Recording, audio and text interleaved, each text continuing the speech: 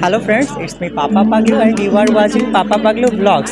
প্রতিবারের মতো এবারও সরস্বতী পূজার ব্লগ নিয়ে চলে এসেছি। এবারে আমরা আছি বাংলাদেশের সবথেকে বড় সরস্বতী পূজা, সেটা আর বলার অপেক্ষা রাখে না। আপনারা বুঝতেই পারছেন আমি এখন কোথায় আছি। এখন আমি আছি জগন্নাথ হলে, এবং জগন্নাথ হলে বাংলাদেশের সবথেকে বড় সরস্বতী পূজা উদযাপন হচ্ছে।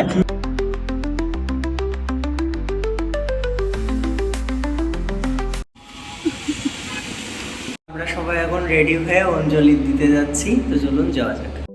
এরপর আমি আর আমার ভাই আয়ুর্বেদিক মেডিকেল কলেজের উদ্দেশ্যে রওনা হলাম রিক্সাতে করে। সেখানে পূজা হচ্ছে এবং ওখানে গিয়েই আমরা অঞ্জলি দিব।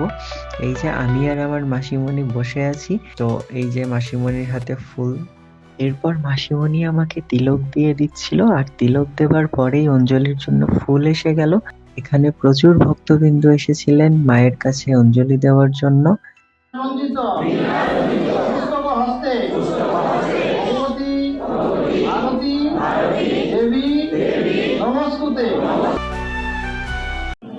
প্রতি বছরের মতো এবছরও জগন্নাথ হলে অনেক বড় করে পূজা হচ্ছে। আমরা জগন্নাথ হল ঘুরবো, এরপরে আরও বিভিন্ন জায়গায় যাব, বিশেষ করে পুরান ঢাকায় যাব, শাঁখারি বাজারে যাব।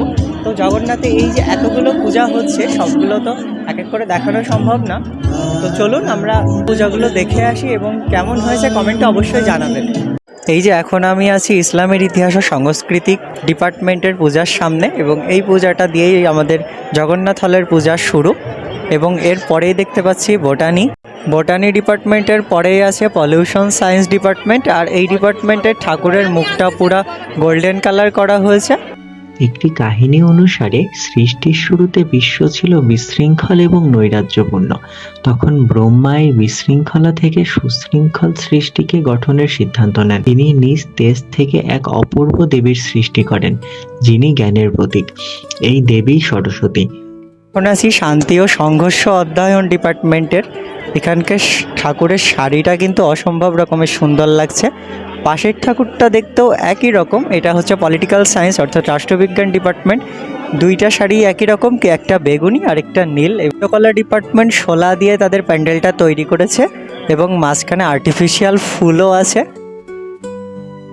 বর্তমানে আমি আছি পাবলিক অ্যাডমিনিস্ট্রেশন ডিপার্টমেন্টের সামনে, এবং এটা আমার অনেক পছন্দের একটা সাবজেক্ট। এবং আমরা দেখতে পাচ্ছি যে পিছনের প্যান্ডেলটাও অনেক সুন্দর করেছে, লাইটিংয়ের ব্যবস্থা করেছে। রাত্রে আসলে আরও ভালোভাবে দেখতে পারবো। দেখতে চলে এলাম এবার ল ডিপার্টমেন্ট। প্যান্ডেলের ঠাকুরটার উপরে বড় একটা ঘন্টা হয়েছে, ঘন্টার মাঝখানে একটা ঝাড়বাতিও আছে। এই যে এবারেও চলে আসলাম আরও একটা পছন্দের সাবজেক্ট, আইআর অর্থাৎ ইন্টারন্যাশনাল রিলেশনশিপ।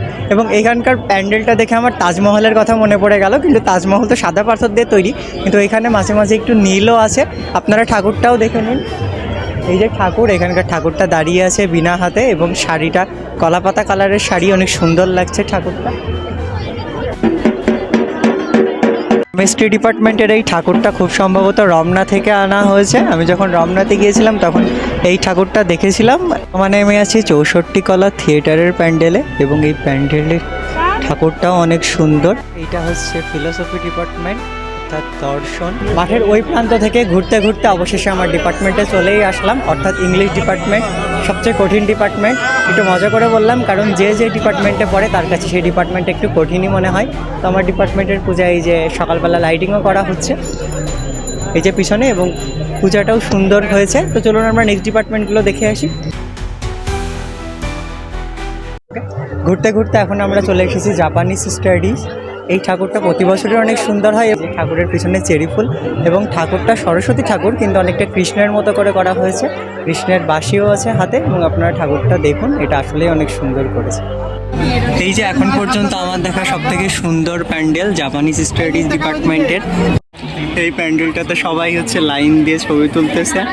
এর আগে আমার লাইন ছিল, আমার লাইন দেওয়ার পরে সেই দিদিরা বলছে যে জায়গা ছাড়বেন না, সেখান থেকে তারা দাঁড়িয়ে ছবি তুলতেছে।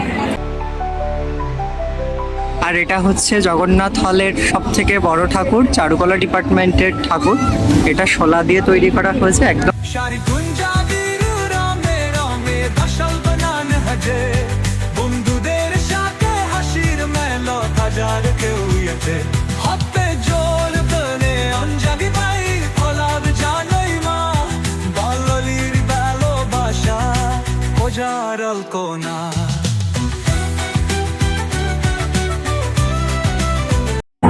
সারাদিনের ঘোরাঘুরি শেষ করে আমি আর আমার বোন এসেছি অফিসার্স ক্লাবের প্রোগ্রামে। এখানে ওর একটা ইনভাইটেশন ছিল, তোর সাথে এসেছি এবং ও ভিডিও করে দিচ্ছে। এই যে পাশে অনুষ্ঠান হচ্ছে, এটা অনেকক্ষণ হবে এবং পেছনে যে কনভেনশন হল, এখানে খাবার ব্যবস্থা করা হয়েছে। আমরা সেখানেও যাব এবং আপনাদেরকে দেখাবো।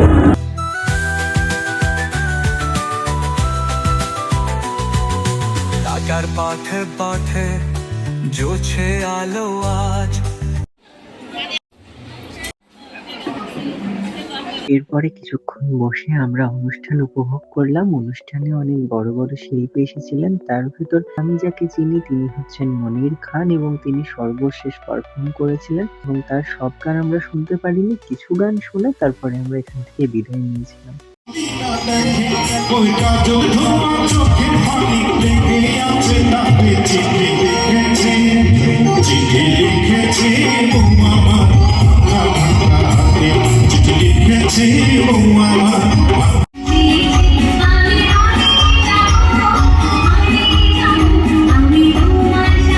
এই মুহূর্তে আমি আছি রমনা কালী মন্দির, আর এখানেও পুজো হচ্ছে। আপনাদের এসে দেখলাম এখানে একটা পূজা না, এখানে অনেকগুলোই পূজা হয়েছে। এই যেমন এই একটা ঠাকুর, আবার উপরে আরেকটা ঠাকুর, পিছনে অনেকগুলো ছোট ছোট ঠাকুর দেখতে পাচ্ছি। আর এইটা হয়তো কোনো একটা কলেজের ঠাকুর, এখানে এর পাশেও একটা আছে, আবার ওদিকেও অনেকগুলো ঠাকুর দেখতে পাচ্ছি। তো এই ছিল হচ্ছে রমনার পূজার পরিস্থিতি। এখন বাজে রাত 11টা, আর 11টা অনুযায়ী এখনো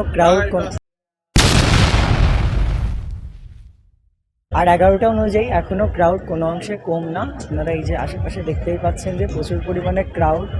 ঠান্ডায় আমার গলা বসে গেছে, তাই কথা বলতে পারছি না। তো চলুন একে একে রাত্রের কিছু দৃশ্য আপনাদেরকে দেখাই। বর্তমানে আমি আছি জগন্নাথ হল, আর জগন্নাথ হলে এই যে আজকে সরস্বতী পূজা হচ্ছে এবং জগন্নাথ হলের মধ্যে মেলাও হচ্ছে এবং সেই মেলাগুলো আপনাদেরকে দেখাবো। তো চলুন প্যান্ডেলগুলো দেখে।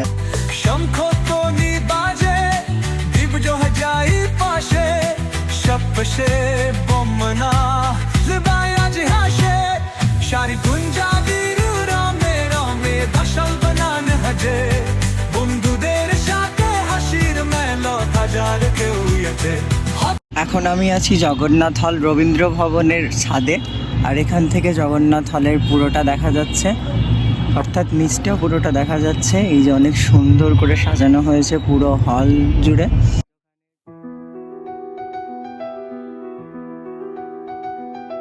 পুরান ঢাকা শনিদেব মন্দির, আর এর পাশেই ছোট্ট করে একটা পূজা হচ্ছে। আমরা শাঁখারী বাজারের গলি দিয়ে ঘুরতে ঘুরতে চলে এসেছি সুপারস্টার বয়েজ ক্লাব। দ্বিতীয় দিন এই যে সবকিছু গোছগাছ চলতেছে, অর্থাৎ পূজা শেষ। ঐশ্বর্য ক্রিয়া সংঘ, ঠাকুরটা ছোট্ট কিন্তু খুবই সুন্দর একটা ঠাকুর। এর পিছনেই শঙ্খবীণা সংঘ, এর পেছনে সুন্দরভাবে লেখা আছে বিশ্বে যা কিছু মহান সৃষ্টি চিরকল্যাণকর, তার অর্ধেক করিয়াছে নারী, অর্ধেক তার নর। শঙ্খবীণা সংঘের পেছনে ফ্রেন্ডস ক্লাব, এদের এবার 10 বছর পূর্তি অনুষ্ঠিত হয়েছে। এখানকার প্রতিমাটা অনেক বড়, আর প্রতিমার শাড়িটাও একদম আসল মনে হচ্ছে দেখে। এই যে এখানে ছোট ছোট ঘড়ির দোকানের পাশেই একটা পূজা হচ্ছে, তবে এই সংঘটার নাম জানি না। এবারে যাচ্ছি ঐতিহ্য ছাত্র সংসদ, এই যে ওদের গেট, আর সামনে আগিয়েই ওদের ঠাকুরটা।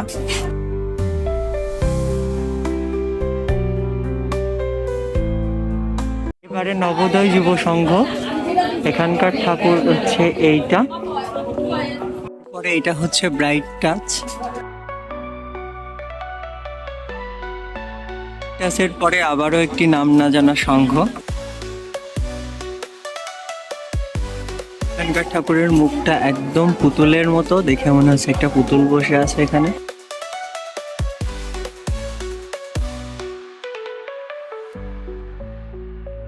এখানে আরেকটা মূর্তি দেখলাম শ্রীকৃষ্ণের মতো করে দেখতে।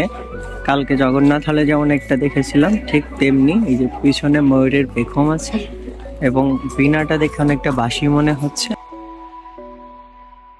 এই ক্লাবের ব্যানারটা আধা আছে আধা নেই, তবে কোনো একটা বয়েজ ক্লাব। আর এই ক্লাবের ঠাকুরটা, এই যে ঠাকুরের ব্যাকগ্রাউন্ডটা অসম্ভব রকমের সুন্দর করেছে। যেটাতে ঢুকছি এটা হচ্ছে অ্যালব্যাট্রাস ক্লাব। এখানে এই যে মন্ত্র পড়া হচ্ছে, ভেতরে কি হচ্ছে চলুন গিয়ে দেখি। ও এখানে যে মন্দিরটা আছে মন্দিরটাতে, কালী মন্দিরটাতে মন্ত্র পড়া হচ্ছে আর প্যান্ডেল হচ্ছে সামনে।